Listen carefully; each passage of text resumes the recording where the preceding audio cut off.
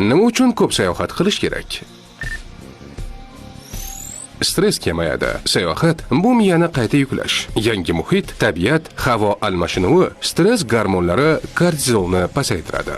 Depressiya va xavotir kamayadi. Yangi joylar bu yangi taassurotlar va dopamin, ya'ni baxt gormonini ko'paytiradi. Immunitet mustahkamlanadi. Turli iqlim va mikroflora bilan tanishish organizmni mustahkamlaydi. Hattoki juda kichik o'zgarishlar bo'lsa ham organizmga ijobiy ta'sir qiladi. Yurak qon tomir tizimi yaxshilanadi. Faol yurish, ko'p harakat bu yurak uchun eng yaxshi dori. Dam olishni bilmagan odam yurak xastaliklariga yaqinroq bo'ladi. Uyqu sifatini yaxshilaydi. Yangi joydagi tinchlik, tabiat, toza havo melatonin ishlab chiqarilishini rag'batlantiradi. Yaxshi uyqu esa kuchli sog'liq.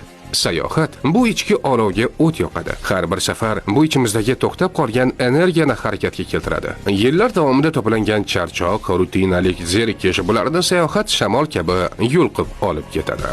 Har yili hech bo'lmaganda 1-2 marta sayohat qiling. Bu dori ichmasdan sog'lom bo'lishning eng tabiiy yo'lidir.